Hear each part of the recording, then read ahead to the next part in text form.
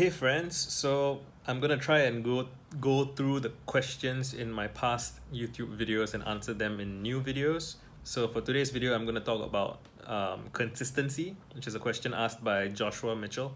He asked, he talked about his own experience trying to be consistent in his projects and how he can make himself try to do things regularly, but after a few months, he starts to hate himself. Or maybe I'm projecting, hate doing the project, and there are all these other shiny new ideas. And he asks, should I try to find something that I can be really consistent with, or should I just try and suck it up? Well, so my experience is, for me personally, I am very bad at having some kind of daily routine that endures for a long time. The only thing in recent memory that I have been able to do daily is tweet every day. But I don't set out to do it. I don't try to do it. It's just something that comes very easily for me, I guess, because there's reward, right? It's a small amount of work. It doesn't feel like work at all. I check my phone every day. Like basically only on Twitter. This like now I'm starting to make videos on my phone. Apart from these videos, the thing that I do on my phone at all is Twitter and on my computer as well. But consistency. I have never been able, aside from tweeting every day, I've never been able to be consistent in anything for more than a couple of months. Like my best hot streak of making YouTube videos every day was about a month. I think about 3 weeks or so. I have this word vomit project that I work on where I try to write as much as I can. Try to write 1,000 words per session for 1,000 sessions. I started it in December 2012, and the hope was that I would do one a day and get it done in like 3 or 4 years. And it's been almost 10 years now, and I'm not done. I'm at 787, so I still have 213 to go, right? Plus 13, 7, 8, 7, 9, 0, 13, yeah, 200. And if I had to do something consistently for a year, I would have failed, right? I have never been able to do anything substantial continuously for a year. I just can't do it. I'm way too chaotic. I get distracted. I want to try new things, different things. But I hear all the time from people who say I start projects and then I abandon them. And my solution to that is it's okay to abandon projects, but you don't have to discard them. You don't have to destroy them. You can just, wrap it up kind of nicely and leave notes to yourself saying, I don't feel like working on this right now. Here are my final thoughts. Here's what I was trying to do with it. Here's what I learned. Here's what I was, curious about. Here's what excited me when I started doing it. I eventually got bored, maybe because of this and that, or I'm kind of curious about something else now. I'm leaving this for now. And so you wrap up that project and you put it away nicely. And I guess you try to, it is helpful to have, let's say, some kind of meta project, like a tree that you can connect all of your existing and past projects to. And I'm taking a long roundabout way to say this, but my solution is to never truly completely abandon any project ever. Every project that is temporarily abandoned is something you can return to subsequently. I have, if you look at this YouTube channel, which I'm kind of shy/embarrassed about, and I don't really want to send anybody looking for it, but I started this YouTube channel to upload videos of myself playing guitar and singing. And it was my intent to become a better musician through making YouTube videos of myself singing and playing guitar.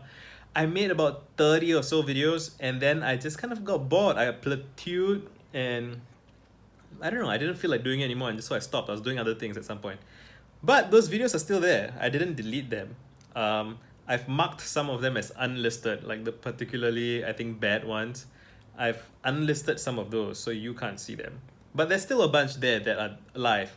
And I've recently started playing guitar again because I just felt like it. And I can't control my feelings. I can't, get excited on command. I get excited when I get excited. It is what it is. It's like weather, right? It's like wind. It happens. But now I can record new videos of myself playing guitar, and it's cooler than if I had started now from scratch, because you can see the progress that I've made from my previous attempts. Same for blogging, same for writing, same for what else do I do? I periodically have an interest in drawing that I start, and then I fill out about one sketchbook or notebook worth of drawings, and then I kind of lose interest. I kind of just move on to something else. But I now have an art Instagram. You can look it up if you want, but again, it's all of these side projects that I have. They're kind of to varying degrees of incomplete and not super full, right? It's just kind of shittily done, and it's not that interesting, but it's there. It's like a data point. It's something from my history, and I can go back and connect the dots if I want. I also have like a fitness Instagram that's very not updated, but I have pictures and videos from years ago, and I can pick it up where I left off. So I guess my question to anybody who says that they start projects and then they abandon them, and like, is why do you not go back and pick up where you left off? I suspect that for a lot of people, there is some amount of shame, some amount of guilt. You feel like you failed because you didn't finish the project. And I think that's kind of unfair, you know? It's like, if you're writing a book, right, which I have been working on and it's hard, right? I don't write every single day. Sometimes I don't feel like writing. And, you know, when I finish a writing session, like I might not necessarily end at the end of a chapter or at the end of a... Sometimes I just get tired and have to leave in the middle of a sentence even. But I can come back and pick up where I left off and continue and complete it. And, you know, nothing is ever truly finished. I think Da Vinci might have had a quote, one of those guys, one of those famous artists, had a quote that was something like, art is never finished, only abandoned, right? Because, and you know, that doesn't perfectly segue to what I'm trying to say. But the point is that you can go back, you know, and I have found in my experience, so I've been writing hundreds of thousands of words of introspection and writing whatever I feel like writing and kind of circling around my interests.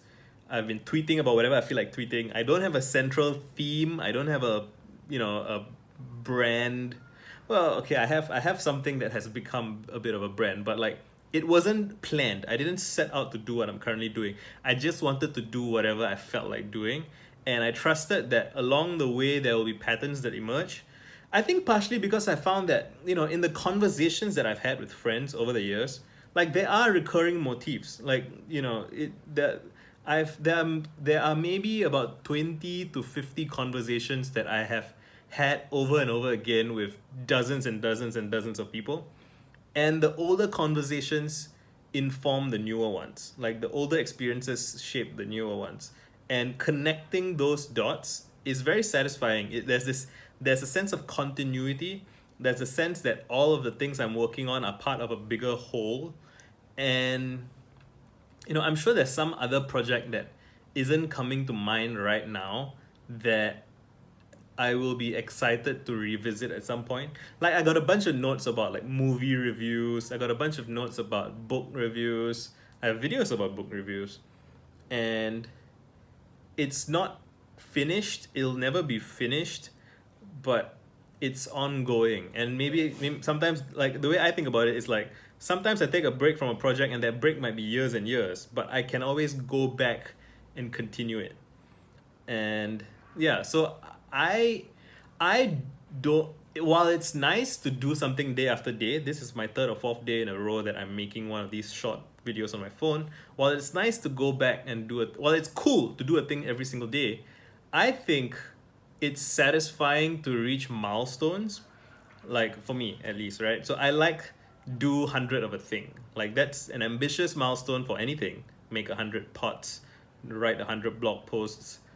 Doing 100 of anything is always 100 is always a little bit more than you think it is. It's pretty substantial. Like if even you just sit down and you start counting 1, 2, 3, 4, 5, 6, 7, 8, 9, 10, 11, 12. Like you keep going, it doesn't seem like a lot, but like when you're at like 61, 62, 63, you're like, oh, I've been counting for quite a while now. You know, 70, 80, 90, 91. And when you reach 100, like 100, I've done it. I've done 100 things. It's challenging. It takes a while, but it's achievable. And when you've achieved it, it gives you a sense of accomplishment, and that sense of accomplishment is, it kind of unlocks this burst of energy. It makes you feel, for me at least, it makes me feel like, I've done something, I've done what I set out to do. And I just feel like, oh, what am I going to do next, what exciting thing can I do and complete next and share with people. So yeah, man, I am not a consistent person in the short run, but I am consistent in a long run where I'm indifferent about that kind of short rhythm. So in the long run, I consistently finish big projects, but in the short run, I'm all over the place, and it's fine. It's totally fine. Nobody, no, I want to say nobody cares. Maybe some people will care, but the person that you should care about is you. Like, your opinion matters, your feelings matter. You should be enjoying yourself in the process. Like, it's not always going to be perfectly pleasurable at all time, because sometimes there'll be a bit of a slog. Sometimes you will have challenges that you have to work through, like with guitar practice or stuff. Like, you can't really, like, breakthroughs, I find, like with guitar playing, for example, breakthroughs happen in little intense bursts, like 3-4 days of practicing the same part over and over again. Then you break through somewhere. But like, for me, after I make one of those breakthroughs, it kind of integrates into my playing, and then it takes a while before I find something else that I'm kind of eager to push through. And could I push myself harder? Maybe, yeah, sure. But I think it's valuable for me to constantly sit back, step back, and feel for where the wind is blowing, like the winds of my interest, where they're blowing, and what they want me to do. And I find that to just be a more exciting way to live my life. So I hope that was helpful. That's me on consistency. Done.